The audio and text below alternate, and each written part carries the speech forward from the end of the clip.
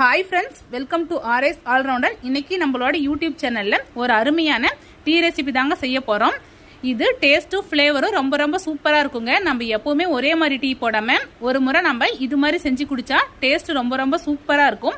நல்லா ரெஃப்ரெஷிங்காக இருக்குங்க. கோல்டாக இருக்கிற டைம்லேயும் நம்ம இது மாதிரி டீ போட்டு குடிக்கலாங்க. ரொம்ப ரொம்ப சூப்பராக இருக்கும். இப்போ வாங்க இந்த டீ ரெசிபி எப்படி செய்யலாம்னு சொல்லிட்டு வீடியோக்குள்ள போய் பார்க்கலாம். இந்த டீ போடுறதுக்கு நான் இன்னைக்கு ஒரு பெரிய துண்டு இஞ்சி எடுத்திருக்கேன், 4 ஏலக்காய் எடுத்திருக்கேன், பட்டை கொஞ்சம் எடுத்திருக்கேன், 5 லவங்கம் எடுத்திருக்கேன். இது எல்லாத்தையுமே ஒரு மிக்ஸி ஜாருக்கு மாற்றி கொரகொரப்பாக அரைச்சிக்கலாம். இல்லைன்னா ஒரு சின்ன உரலில் தட்டி எடுத்துக்கலாம். நான் சின்ன உரலில் வந்து தட்டி எடுத்துக்க போகிறேன்.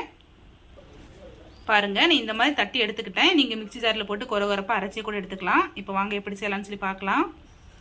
ஒரு பாத்திரத்தில் 2 கிளாஸ் அளவுக்கு தண்ணி வச்சுருக்கேன். நான் இன்னைக்கு 2 பேருக்கு டீ போட போகிறேன். ஸோ 2 கிளாஸ் அளவுக்கு தண்ணி வச்சுருக்கேன்.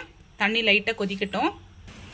தண்ணி லைட்டாக கொதிக்க ஆரம்பிக்குது. இப்போ தட்டி வச்சிருக்கிற இஞ்சி, பட்டை, கிராம்பெலாம் அது கூட ஆட் பண்ணிக்கலாம். இது கூடவே தேவையான அளவு டீ தூள் ஆட் பண்ணிக்கோங்க. நான் 1 டீஸ்பூன் ஆட் பண்ணிக்கிறேன். நீங்கள் ஸ்ட்ராங்காக வேணுமோ லைட்டாக வேணுமோ அதுக்கு தகுந்த மாதிரி ஆட் பண்ணிக்கோங்க. இப்போ நல்லா கொதிக்கட்டும்.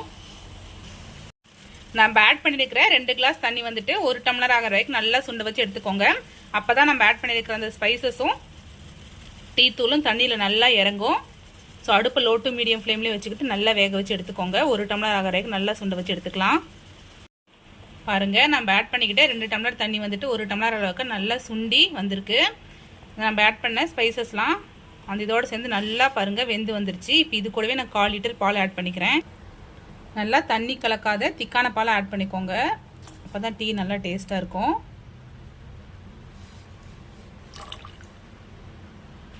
இது கூடவே தேவையான அளவு சுகர் ஆட் பண்ணிக்கிறேன். இப்போ நல்லா ஒரு 2 கொதி வரட்டும். டீ நல்லா கொதிச்சிட்டு இருக்கு. நம்ம இஞ்சி, ஏலக்காய் இதெல்லாம் ஆட் பண்ணதுனால நல்லா கம்மன்னு வாசனையாக இருக்குங்க. டெய்லி நம்ம ஒரே மாதிரி டீ போடாமல் இது மாதிரி டீ போட்டு குடிக்கும்போது நல்லா ரெஃப்ரெஷிங்காக இருக்கும். நல்லா ஃப்ளேவர் டேஸ்ட் சூப்பராக இருக்கும். ஸோ இதே மாதிரி நீங்களும் ட்ரை பண்ணி பாருங்கள்.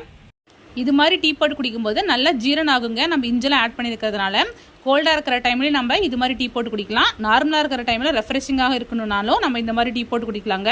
நல்லா சூப்பராக இருக்கும். நம்மளோட டீ சூப்பராக ரெடி ஆயிடுச்சு. இப்போ இதை வடிகட்டி எடுத்துக்கலாங்க.